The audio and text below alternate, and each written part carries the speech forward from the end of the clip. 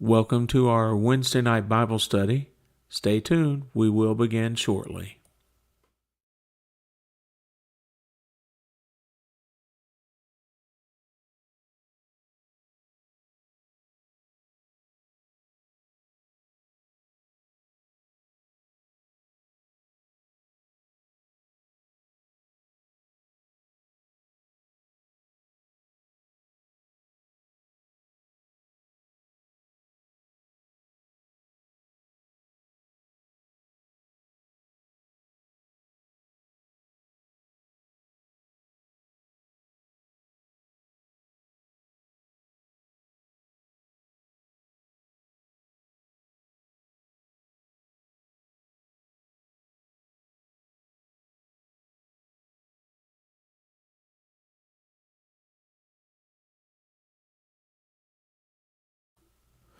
Welcome to our Wednesday night Bible study. Stay tuned, we will begin shortly.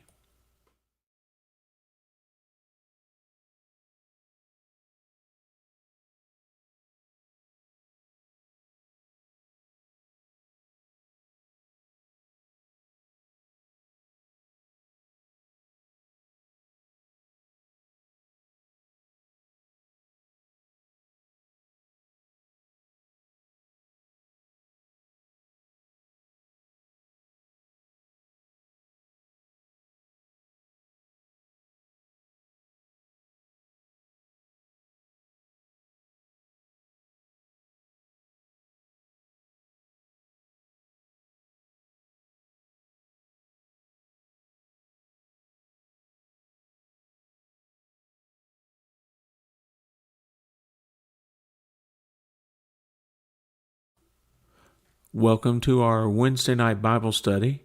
Stay tuned, we will begin shortly.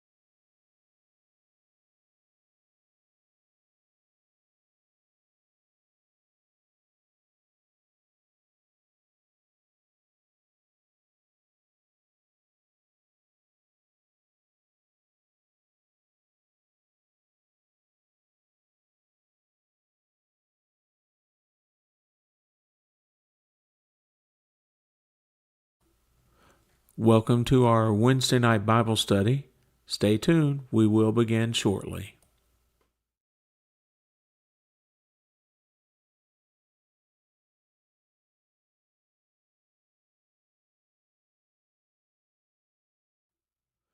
Welcome to our Wednesday night Bible study.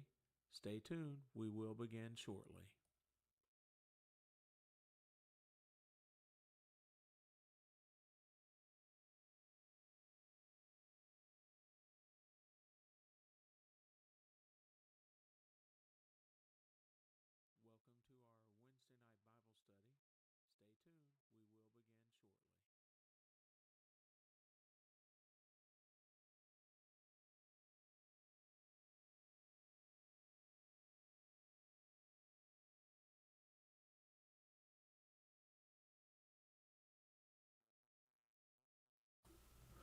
Welcome to our Wednesday night Bible study. Stay tuned, we will begin shortly. Welcome to our Wednesday night Bible study. Stay tuned, we will begin shortly. Welcome to our Wednesday night Bible study. Stay tuned, we will begin shortly.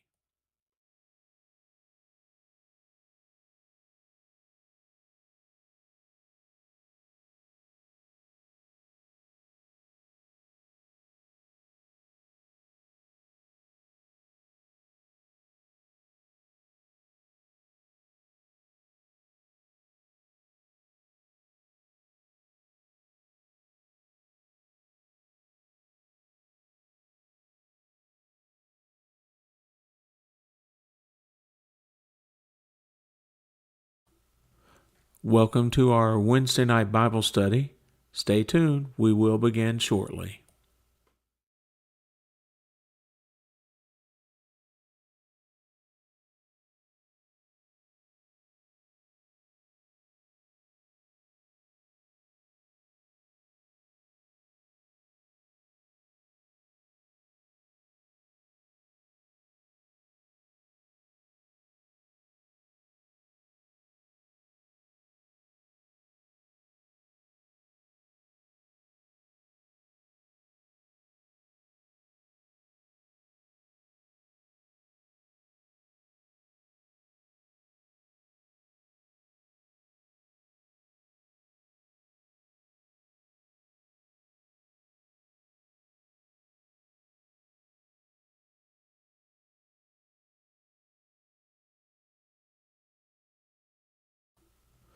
Welcome to our Wednesday night Bible study. Stay tuned, we will begin shortly.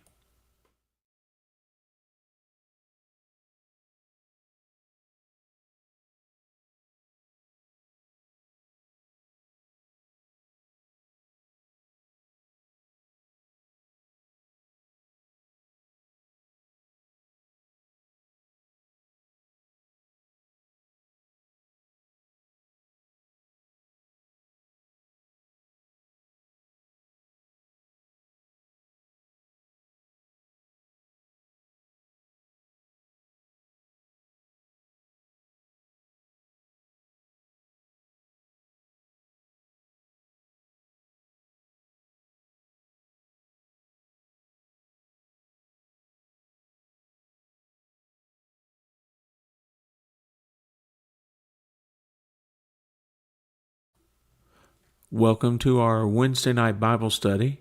Stay tuned, we will begin shortly.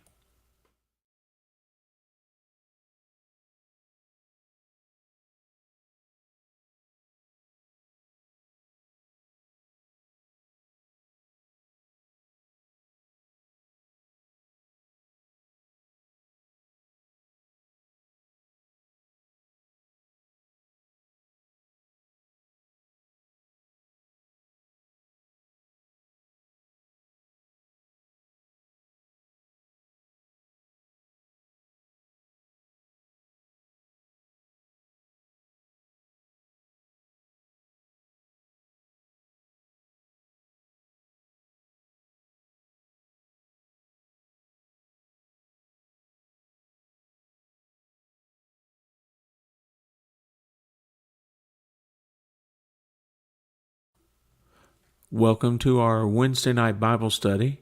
Stay tuned, we will begin shortly.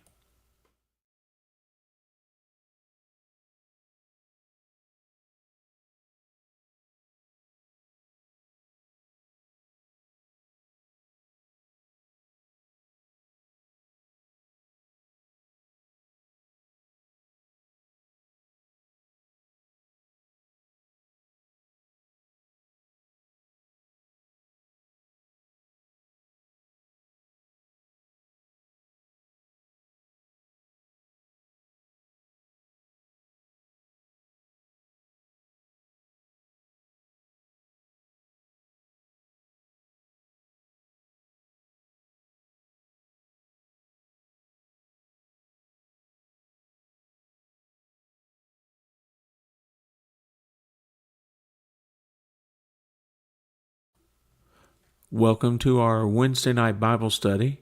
Stay tuned, we will begin shortly.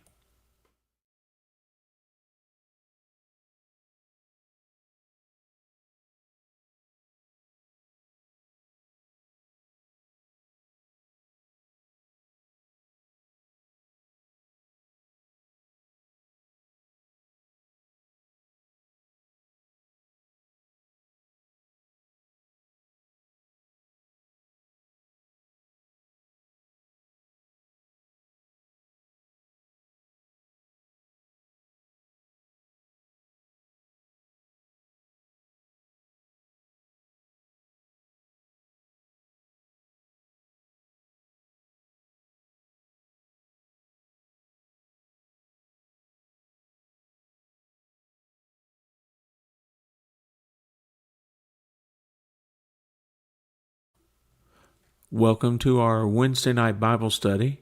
Stay tuned, we will begin shortly.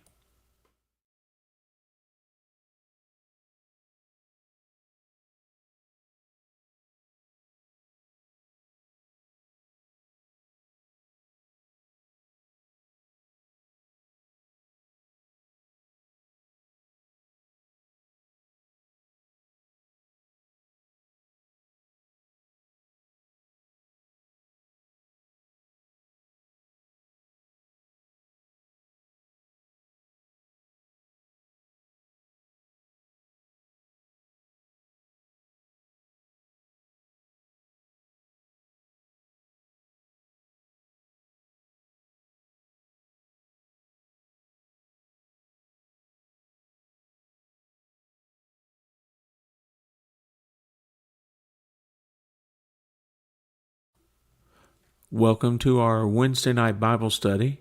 Stay tuned, we will begin shortly.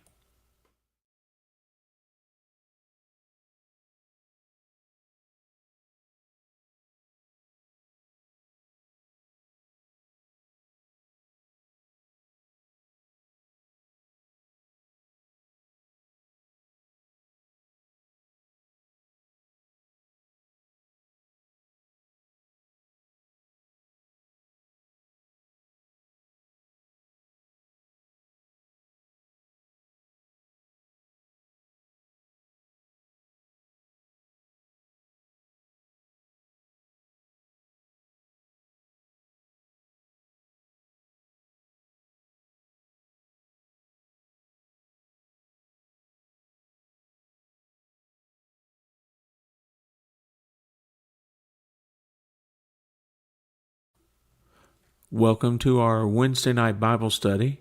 Stay tuned, we will begin shortly.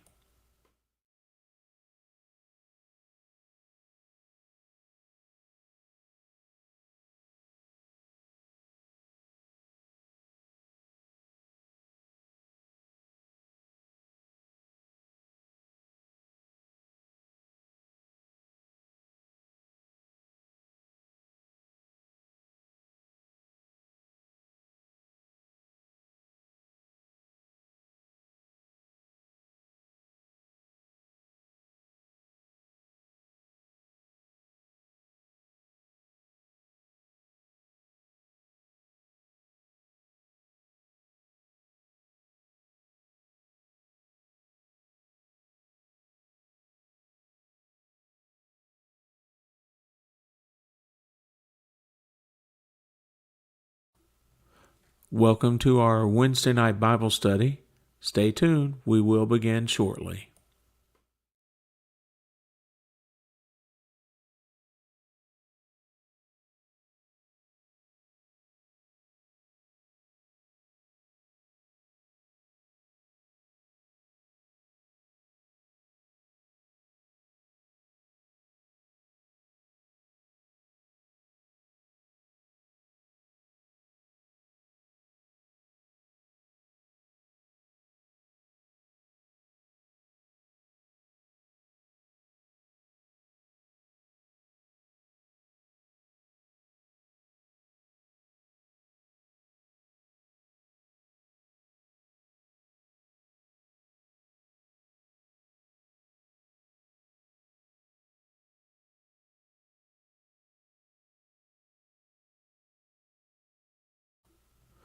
Welcome to our Wednesday night Bible study.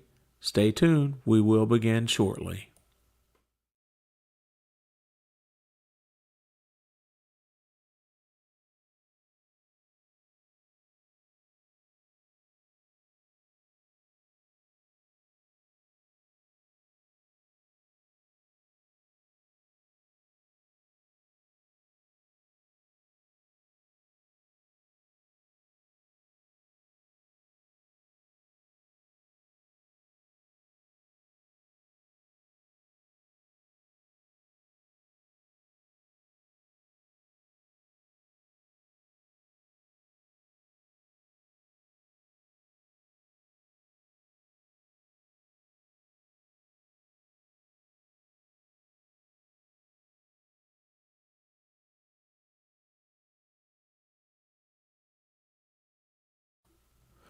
Welcome to our Wednesday night Bible study. Stay tuned. We will begin shortly.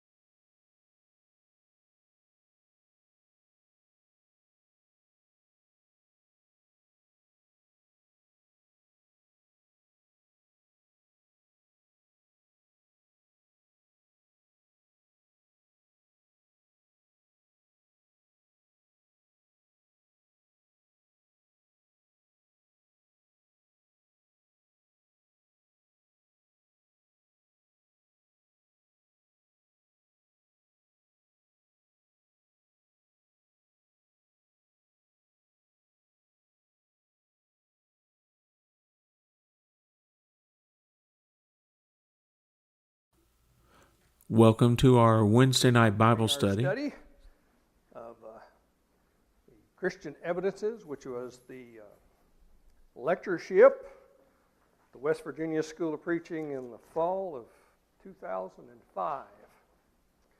Tonight we'll be looking at, the topic is Answering Evolution. This is by Brad Harab, or I guess I'll tell you, that's my way of pronouncing it. I'm glad, especially for this topic, I'm glad I looked up.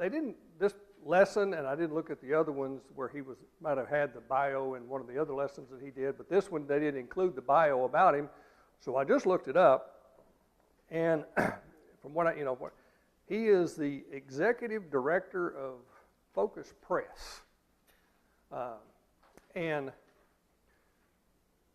interestingly enough, when I found that, I also found the next thing I found under it was a thing that was posted on Reddit that somebody was talking about him and said that Focus Press was the far-right Church of Christ apologetics publication. So I thought, you can pretty much figure out what they thought of him and what they thought of us.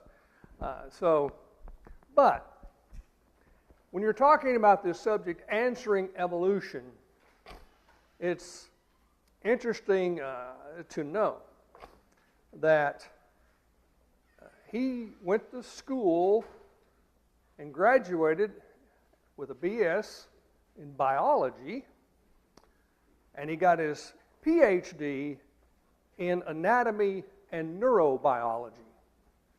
And so when he talks about this subject, he talks with a great deal of knowledge of it, because you can imagine with those two particular, and I don't know what his master's was in, it wasn't listed that I saw, but just from that schooling, you can imagine what he was exposed to by the professors that he had to sit under. But yet, he did not give in to their way of looking.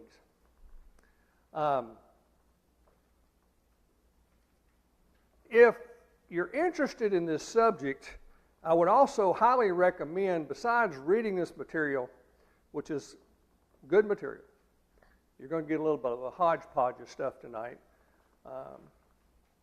but he also, in his audio lesson, basically did a totally different lesson. So he actually did 2 lessons on this topic. And the audio one, while it was good, I felt a little bit cheated because he had evidently had quite a few pictures and presentation things that he was discussing and talking about when he was talking about fossil records and things like this, or supposed fossil records. And it was just, I would really like to have seen all of that to go with it, but it was a good lesson to go with it. He started his lesson in person with the following, and I made sure I quoted this exactly from what he said. Cobb County, Georgia.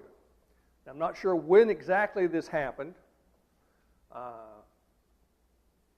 I don't know if y'all might have got wind of it. I don't remember it happening when y'all were down in Georgia, but this was in 2005. He gave this, so this was before 2005. But Cobb County, Georgia, for the schools down there, they placed a sticker in the front of their textbooks. Okay? In the front of their textbooks, they placed a sticker, and this is what it said. This textbook contains material on evolution. Evolution is a theory, not a fact regarding the origin of living things. This material should be approached with an open mind, studied carefully, and critically considered. Period. That was the statement of the sticker. Would you like to guess what happened? Probably wouldn't be too hard. They had to take them out. Courts made them take it out. So they couldn't do that. So, and he made mention of, in 2005, how many different states, and he thought there were more coming even after that time, and I did not research this any further, but it was close to half of the states had at least drafted legislation to include a intelligent designer in their curriculum to go along with what the other textbooks were teaching, which is primarily evolution. So it was interesting. One of the things that came up more than once in his lesson was he mentioned several pieces of evidence that people would use to support the theory of evolution. And he noted that, and this was coming, again, when I found out he was a scientist actually talking about this, made me know he said, because he would say, well, this was proven wrong back in 1960-something or 1980-something. I think one of them went back into the 30s or maybe even close to 100 years, that they knew better. They knew that this was not correct. But over half of the things he mentioned, you want to guess where they still were? They're still in the textbooks, still being taught. Even though science has said, this is wrong, this is not accurate, this is a fabrication or a whatever it was, it's still never removed out of the textbooks. And he had several cases about that. And in his audio lesson, the lesson he gave there, most of that lesson was centered around science proving that the theory of evolution was wrong. That the evidence from science showing the problem, showing the contradiction, showing the things that were just, and so you got both sides of the story there. A little different than what we'll kind of be looking at some tonight, but so it was very interesting there. On page 243 in the book, he starts out with the miracle before all miracles. And he says, quote, "If we cannot measure it with our five senses, then it must not be real," unquote. This is the central dogma of science. This is a basic truth of science. That if we can't measure it, it must not be real. Ironically, he goes on to say, given that evolution itself has never been measured or observed and cannot be tested. So we're going to circle back to that very first comment, though. If we cannot measure it with our five senses, it must not be real. as we get to the end of the lesson, I'm going to bring it back to something, an exercise that I know Tim has talked about before, and I've probably talked about before, but I want to bring it full circle when we get to the end of the lesson. He goes on down through there, and when he's talking about the miracles that are recorded, the burning bush that wasn't consumed in Exodus 3, the parting of the Red Sea in Exodus 14, Balaam's mule spoke in Numbers 22, the walls of Jericho crumbling down without anyone laying a hand on them in Joshua 6, the sun stood still to give the Israelites, more time in the battle in Joshua 10, and of course, we've touched on this a lot most recently with raising his son from the dead. All miracles, all bona fide miracles that cannot be explained in any other way. But he goes on, he goes on the next page to say, though, but it's the beginning, the first miracle, sets the foundation. And so we need to not pull back about miracles. Now, while we don't accept what a lot of the world does today about today and there being miracles because of our understanding what the Bible says that the miracles that were performed up until just a few years after Jesus' death, those miracles were no longer needed. We have what we need. So those the miracles of bona fide miracles ceased. But we don't need to pull back and cast any doubt about the actual miracles that did occur. And where he focuses a good bit here on this lesson, and I think it's one of the, what I would call one of the bigger disappointments is when Bible-believing people start compromising what the Scripture says about the miracles, and particularly about creation. And you know what? Some people in their minds trying to wrap their heads around it or explain things or make sense out of it, they're pounded, all through their schooling about the theory of evolution and all this stuff. What have some people then tried to do?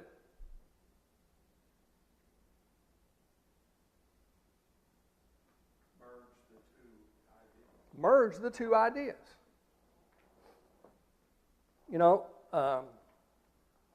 We talked Sunday about you're either serving God or you're serving Satan. There is no one between. Well, this is the same way. You either believe in creation by an intelligent designer, God, or you believe in evolution. The two can't mix. And when you try to mix them, it becomes an ugly soup in more ways than one. But many people trying to, sometimes they're like trying to make excuses for what the Bible says, to explain things to make it fit, what's being taught in the world concerning how the world got here. And what's the biggest thing that is required for the theory of evolution to be true? What is the number one thing that is required? People can't see what you're saying. A lot of time. Yeah, Buddy went like this, so people at home can't see that. But yeah, it requires an enormous amount of time. An incredibly enormous amount of time to make all these things work out the way they want to do it. So, you've got the accounts the early Genesis that seem to contradict that. Well, they don't seem to contradict it. They absolutely contradict it. But what people try to do, they try to fit it in. As we're getting that, he quotes here from Thomas Hayden wrote about another certainty of life besides taxes and death. He was trying to shore up, this is on page 245, and he says, in explaining how evolution works and why it matters more than ever, Hayden stated, it is an everyday phenomenon, a fundamental fact of biology as real as hunger and as unavoidable as death. Well, there's a huge problem with that statement right there. And that's the first three words, or four words. It's an everyday phenomenon. If somebody tells me something is an everyday phenomenon, what does that mean? It's happening every day. You know? It's an everyday phenomenon. The fish are biting down here at a certain point. Well, everybody's going to find out if that's true or not. They can go down there and see if that's true or not. What can't we do about evolution? We can't just go out every day and see it. It's not an everyday phenomenon. But yet, this is the way that, these authorities speak. It goes back to the thing, if you've got something that you want people to believe, there's two things you do. You say it loud, and you say it long. You keep saying it loudly to get attention, and you keep saying it over and over and over again until people finally just give up and don't want to fool with you anymore and don't want to contradict you, and they just, whatever. Stop me if you're headed here. The whole thing about science, and you've already mentioned it, but I think it's worth kind of diving into a little bit. The whole scientific method, the origin of the universe is outside of the purview of that, because science involves things that you can observe and measure on a repeated basis, and the beginning of the world is not that. It's not something we can observe and measure in a controlled environment in a repeated fashion. Yeah, and nothing, we can't, where do they say man came from? Lower forms of life. Particularly, they'll try to link us directly back to usually the chimpanzee. What can't we do about that? We can't go observe that happening. We can't see it happening. Why, if it was happening to begin with, what would ever make it stop?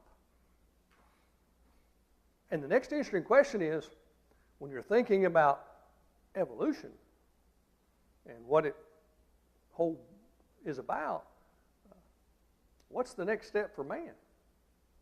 There's something beyond for man. If you follow along, something else has got to happen. So, and like I say, science requires a methodology. And honest science that does that, we can trust. It's the outliers.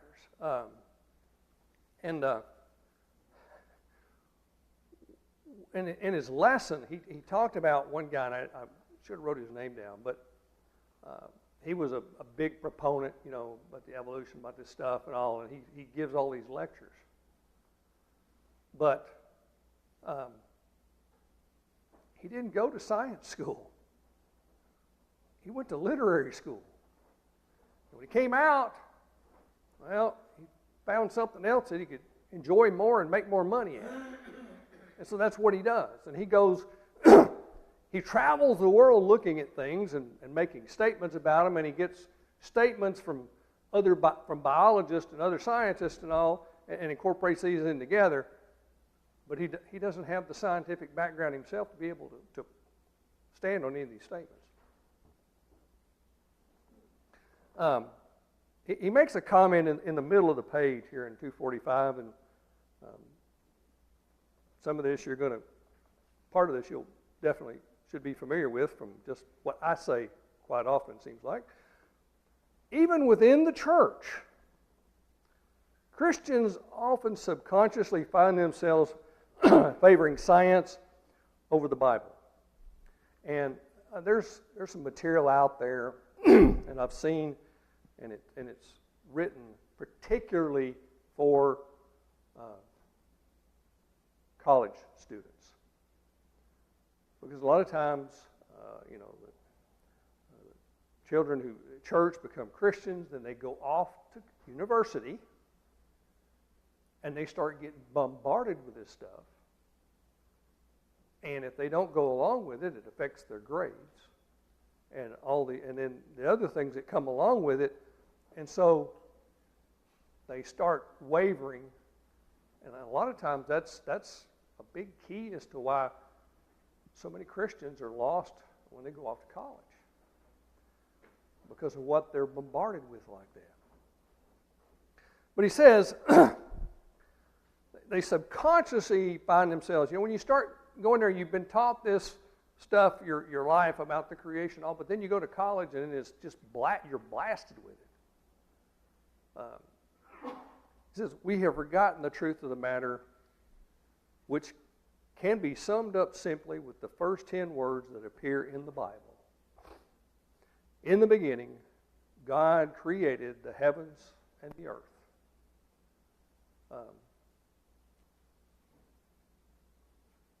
And he adds, if this is not true, then every word that follows should be called into question.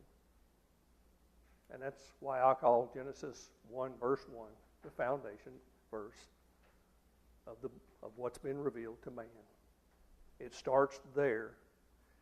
And if you discount the creation account, there's a whole lot of the Bible you got to cut out because it references it. So you wind up with a book that's not very much. And at the bottom, he talks about, it's called a theistic evolutionist. This is the people that try to hit the middle ground, believe God does exist, but they still hold to the theory of evolution, trying to explain some way that God made creation happen and evolution was just a tool. That's not what Genesis 1:1 says. So people want to compromise. I'm going to jump over to page 248.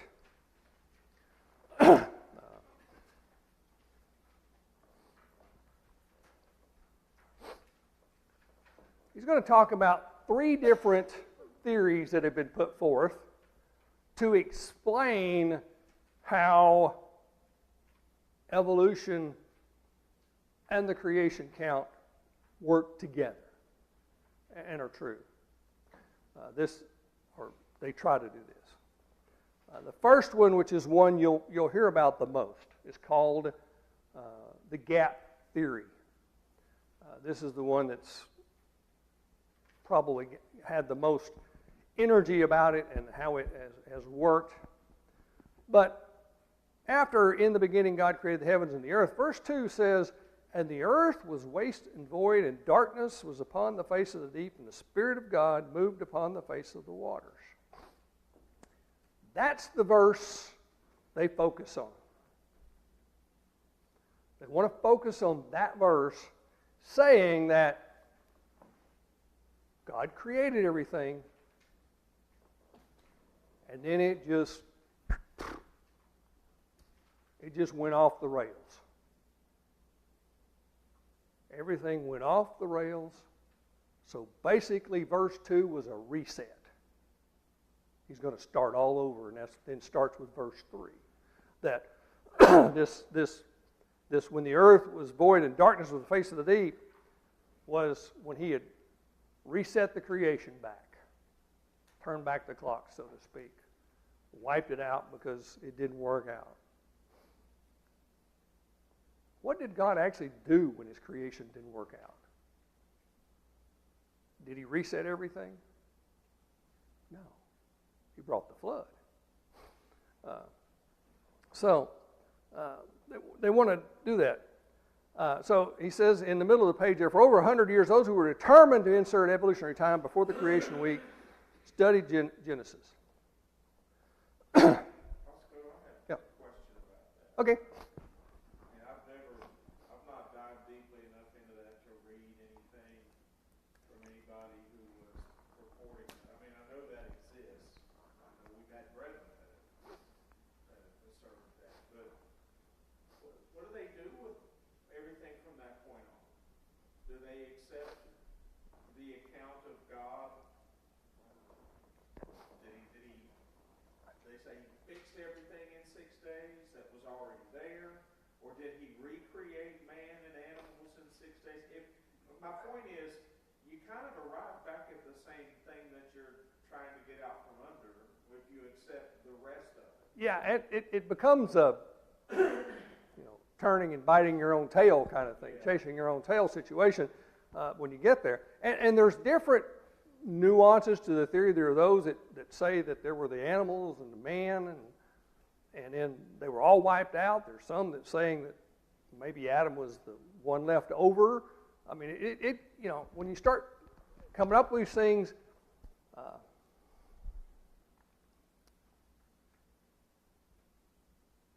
if you tell a lie, okay? If you tell a lie, and you're going to stick with it, and somebody, let's say, catches something in your lie, what do? Most people are not going to say, "Oh, you caught me." No, they're going to change the lie. They're going to modify the lie to make it fit that. And so that's what a lot of people try to do when they get asked questions about things and this stuff. And it's, it just becomes a ball of, like I said, it becomes a soup that's just an ugly soup.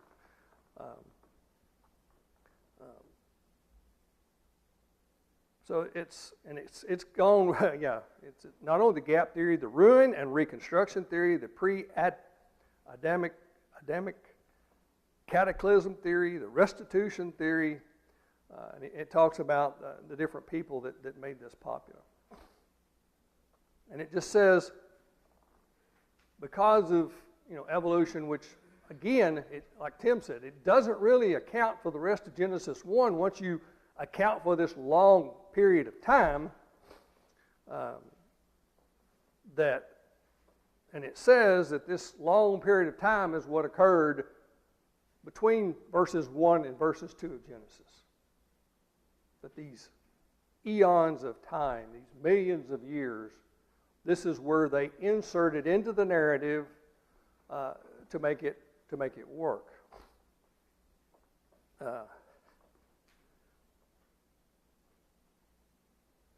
don't know how to pronounce that word either, but it's a sad day indeed when men must stoop to such exegetical, I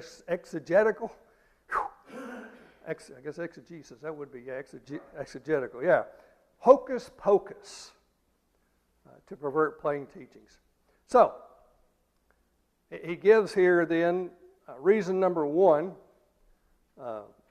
because, you're talking about people that are, we're talking to people now we're talking about people that are Bible believers, and, we've got to get firm in the truth and not try to hit this middle ground. So, Exodus 20 and verse 11.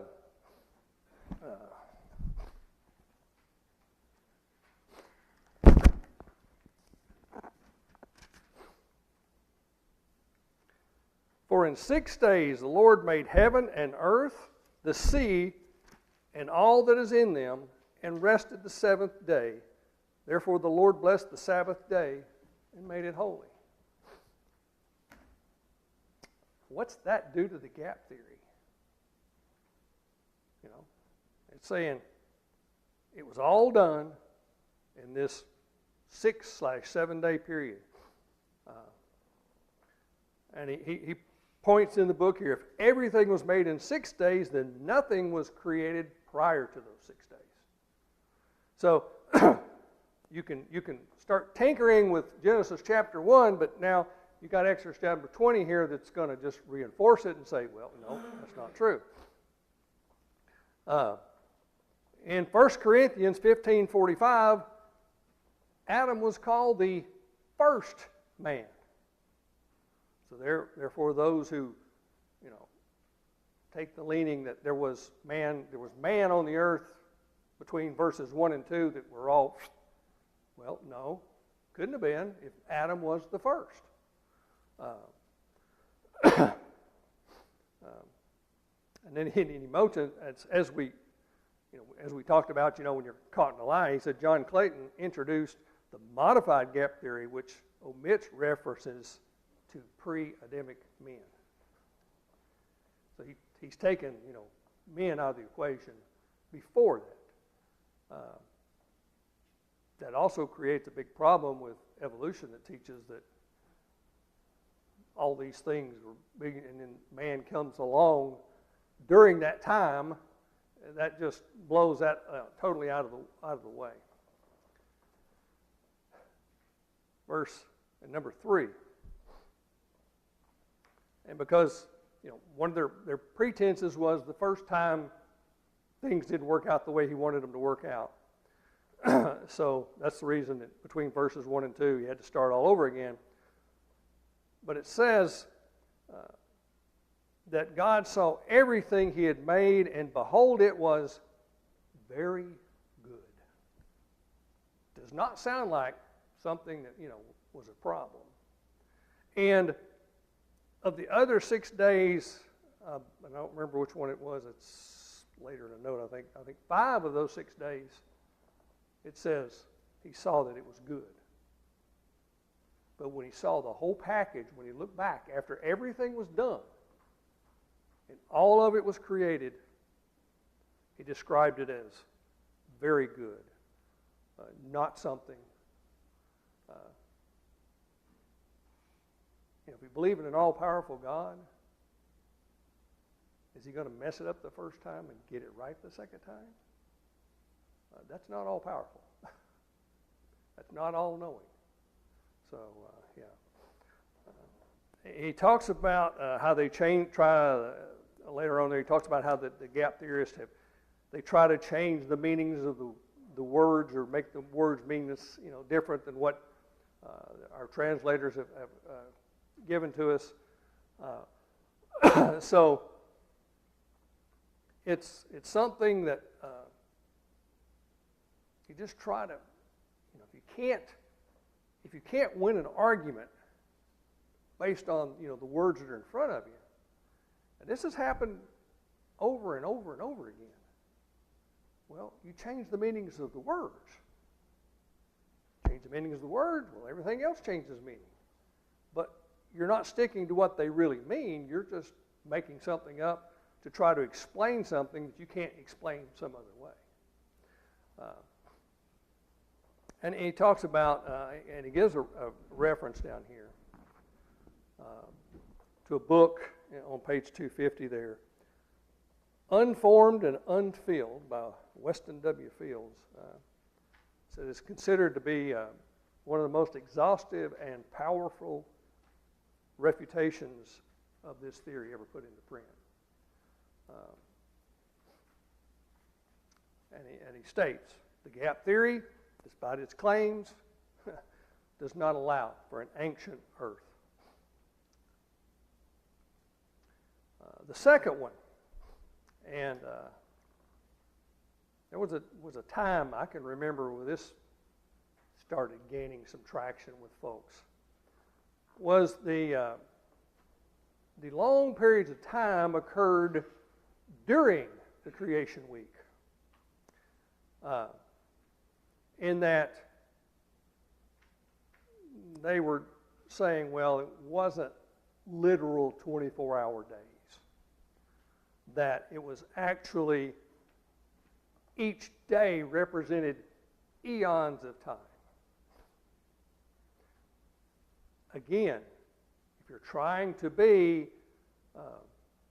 one of these in the middle folks, you still have more problems with the 6 days than you do the timing, because the 6-day creation account doesn't follow the same order as the things that, as evolution tells us, things evolved. Things get out of order in the evolutionary chain by what they're stated in Genesis 1. One thing that was of interest that he mentioned in the class, in his lesson, that's not in here, was he was talking about these things, and they were particularly talking about there was a fossil that had been put together, and they were saying this was the link. This fossil was the link between dinosaurs and birds, that birds came from dinosaurs.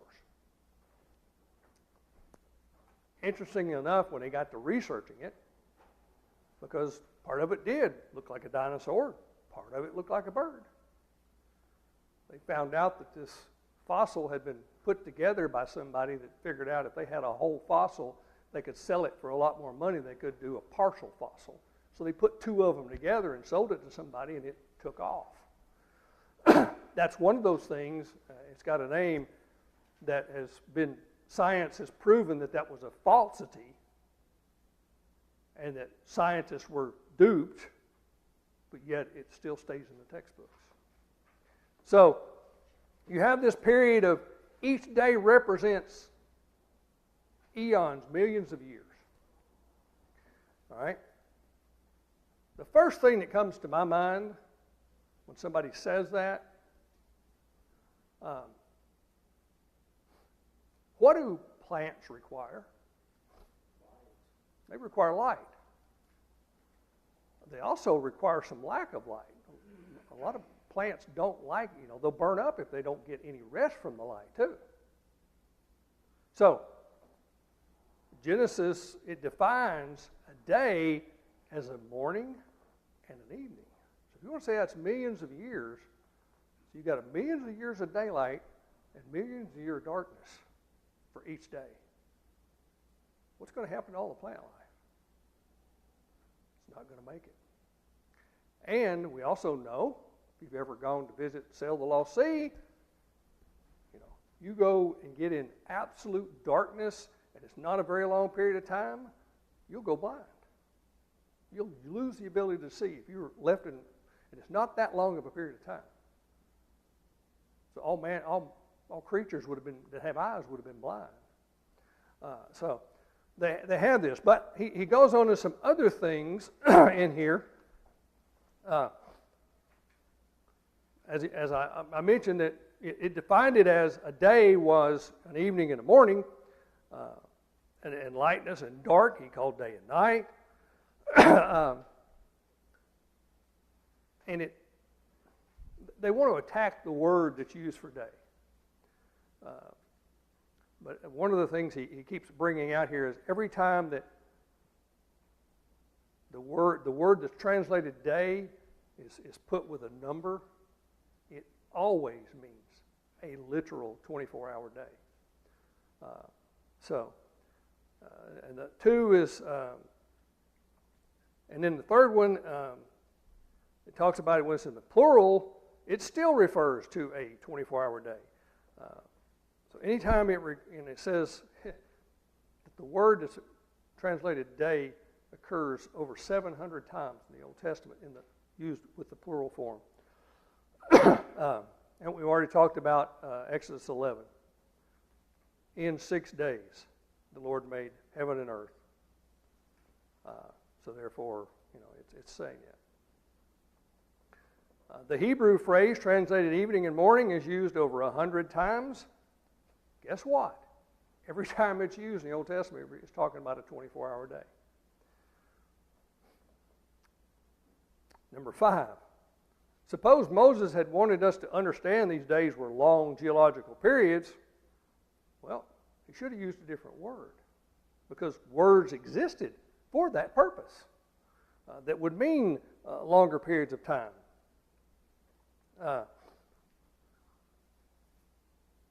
Talks about Genesis 1:14 gives the death blow. God stated He created the lights to divide the day from the night, and they were to be for signs, for seasons, for days, and for years. He asked the question, if the days are ages, what are years? You know, they don't even account for that. So it's just a very unsettling thing. The third one, theory, and I hadn't heard much about this one, was that it occurred after the creation week. And it says that we're not told how long Adam and Eve were in the garden. We're not told how many years Adam and Eve were in the garden. Okay? So, while they're in the garden, they lived there for millions of years while the rest of the world caught up and all these other things took place. What's the problem with that one? Yeah, the genealogy is, so for a person who's a Bible believer, yeah, Adam and Eve were in the garden for an absolute maximum of 930 years.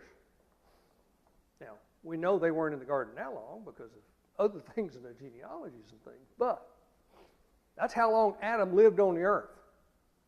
He lived 930 years. That's absolute. If they spent, the entire time in the garden, that would have been it.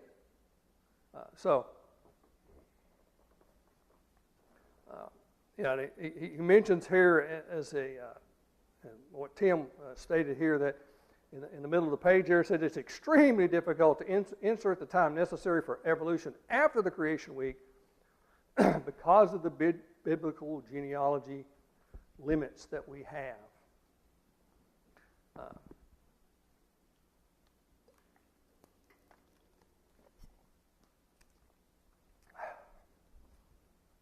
Folks,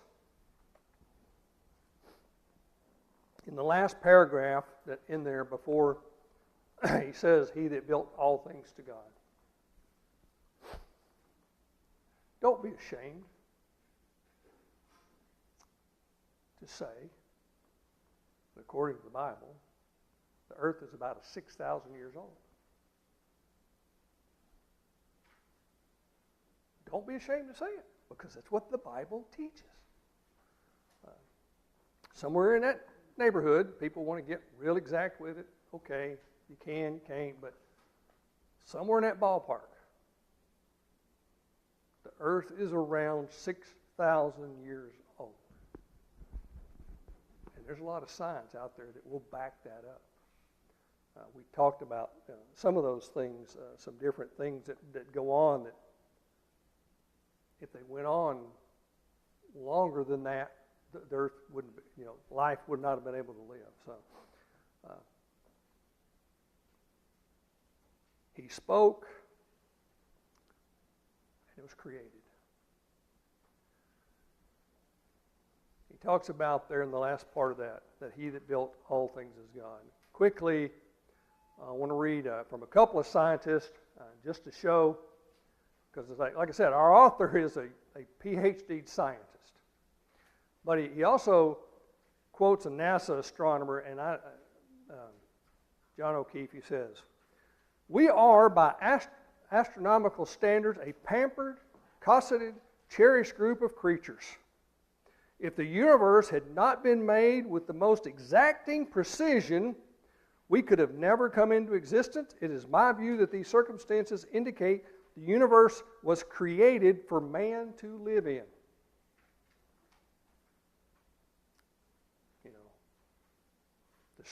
The astronomers and all are the ones that are even more hardcore about to be in their club. You got to back evolution full circle.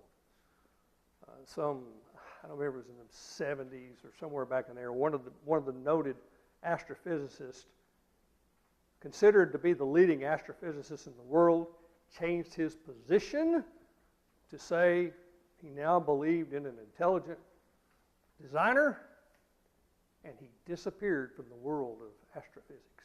He was outcast. Physicist Frank Tipler put it this way: when I began my career as a cosmologist some 20 years ago, I was a convinced atheist. I never in my wildest dreams imagined that one day I would be writing a book purporting to show that the central claims of Judeo-Christian theology are in fact true, that these claims are straightforward deductions of the laws of physics as we now understand them. I have been forced into these conclusions by the inexorable logic of my own special brand of physics. Cosmologist says, science says, and you can tell he went kicking and screaming. Paul Davies admitted, there is, for me, powerful evidence there is something going on behind it all. It seems as though somebody has fine-tuned nature's numbers to make the universe. The impression of design is overwhelming. I remember in high school, normally you took chemistry in your third year and physics in your fourth year, and our chief chemistry teacher took a sabbatical for a year. So I flip-flopped it because I wanted the better, chemist teacher. And one of the things that she said in the class that stuck with me more than anything else, other than quit going beyond the experiences in the lab, I can't have you destroy more equipment. The thing that stood out the most was it says, there is an unmeasurable amount of power required to keep atoms together.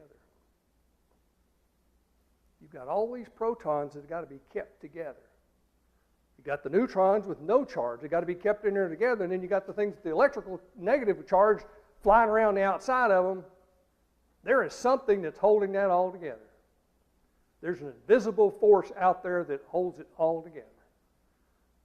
I'll let you draw your own conclusions as to what that really might be. That stuck with me, to hear that coming from a scientist. Man started at the top and went backwards. Man did not start at the bottom and is working his way up. That's where evolution and the creation account are opposites to each other. One of the things that I like to practice is the concept of taking things to their logical extremes. It doesn't say taking them to extremes, taking them to their logical extremes. Somebody makes a case for something, you follow it through logically, and where does it lead you? I know Tim has mentioned this before in the same kind of case. He talked about a father whose son was graduating high school. He was having a conversation with him and all. And he asked his son, well, son, what are you going to do after high school? Gives him an answer. Go to college, all this stuff. What are you going to do next? What are you going to do next? What are you going to do? So, what do you think the final thing, when you get to the end of the things, the final thing he says, well, I guess at some point I'm going to die. And the question is, well, what next? What's next? That's the logical extreme. When you start, following that. With evolution, you can do the same thing, but you do it in reverse. Where did man come from? Monkey. Where did the monkey come from? You keep going, keep going. At some point, one of the things that all the variations all will say that at one point everything was in the oceans and came out.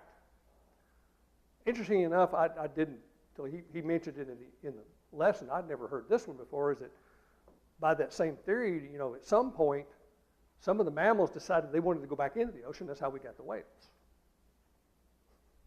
So, They didn't evolve into mammals while they were in the ocean. They became afterwards. But you keep going backwards. You get to the ocean, you get back to the planktons, and you get back to the ooze and the goop. And you finally arrive back at what? Some instant where nothing became something.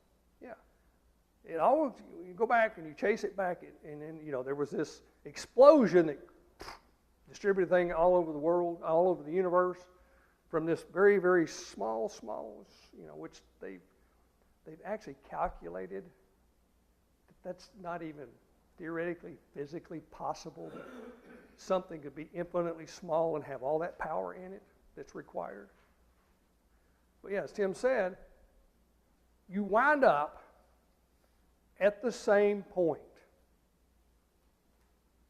Okay? If you're going to be an evolutionist, you're going to have, honestly taking it to the logical extreme, you've got to go back to a point that says something came from nothing.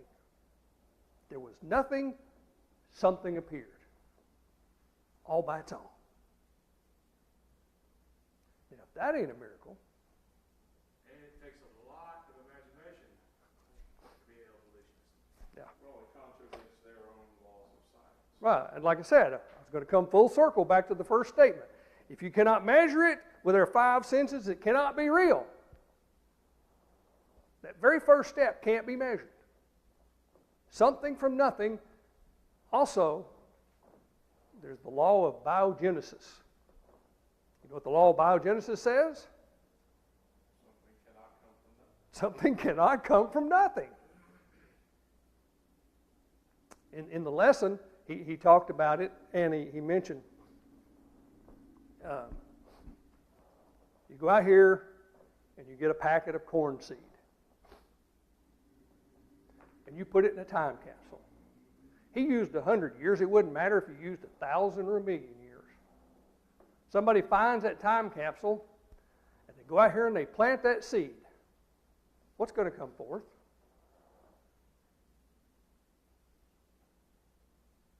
Corn. Not that hard. Not a trick question. It's going to be corn. It's not going to be a mutated corn. It's not going to be a combination of green beans and corn. It's going to be corn. So you have the very, very laws themselves of science that have to be violated in order to make the theory of evolution work. Science itself declares it can't work. Oh, you had that thinking cap on. All right. Questions, comments? Tim and Buddy hadn't gotten to answer any weird questions tonight. So. All right. Sir John.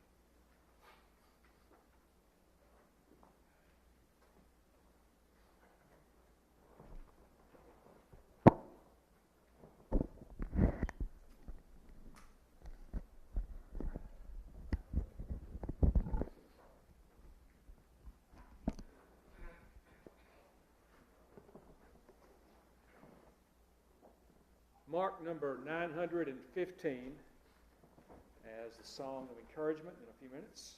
915. And then turn to 560. 560.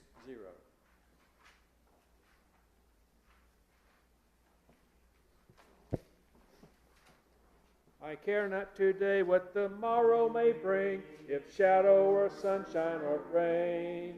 The Lord I know ruleth o'er everything, and all of my worship is vain. Living by faith in Jesus above, trusting, confiding in His great love. From all harm safe in His sheltering arm, I'm living by faith and feel no alarm. Though tempests may blow and the storm clouds arise, obscuring the brightness of life, I'm never alarmed at the overcast skies. The Master looks on at the strife. Living by faith in Jesus above, trusting, confiding in His great love. From all harm safe in His sheltering arm, I'm living by faith and feel no alarm. Our Lord will return to this earth some sweet day. Our troubles will then all be o'er. The Master so gently will lead us away beyond that blessed heavenly shore. Living by faith in Jesus above, trusting, confiding in His great love. From all harm safe in His sheltering arm, I'm living by faith and feel no alarm.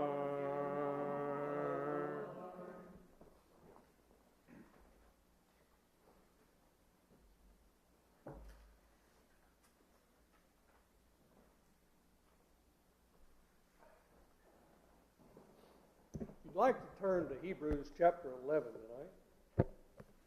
I'm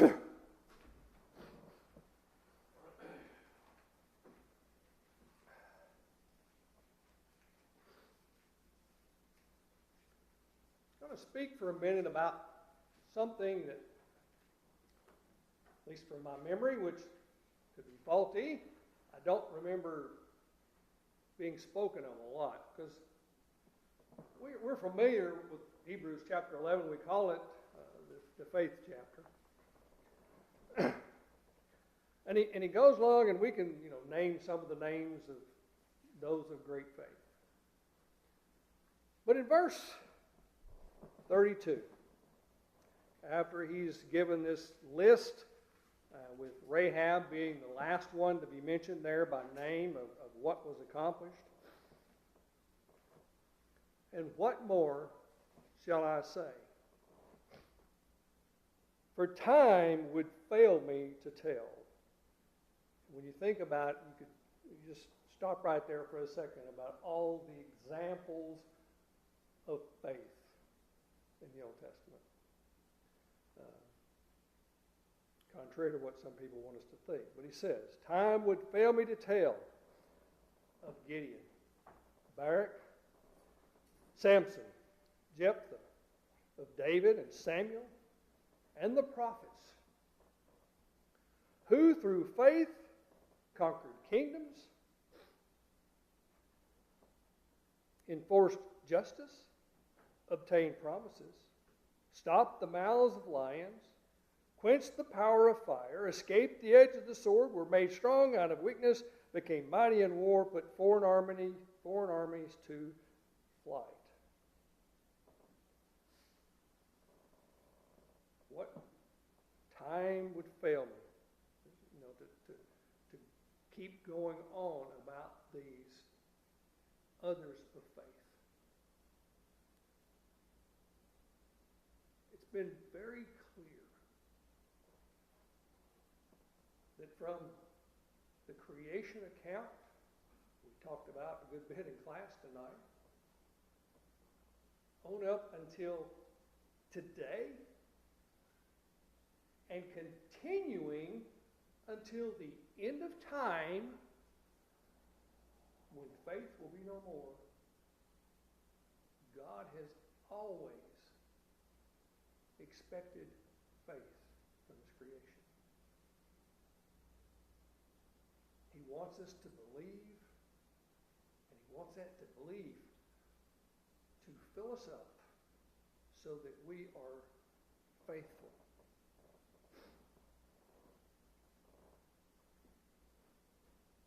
He goes on, he talks about some things there in the middle that aren't some very pretty things. But in verse 39, he concludes, this chapter's concluded. I guess I really can't say he concluded the chapter because it wasn't a chapter when he wrote this. He concludes this thought that's in this chapter. And all of these, though commended through their faith, the ones that were named, even the ones that were named very quickly, and then the ones that weren't named, they did not receive what was promised. Since God had provided something better for us,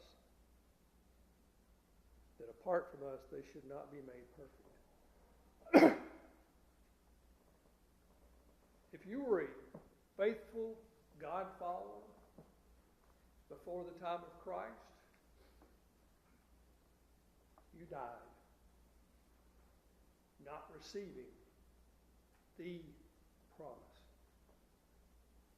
The promise that only came through Christ. We look back, we see the promise that we can lay hold of that's before us. And the other great promises that come afterwards.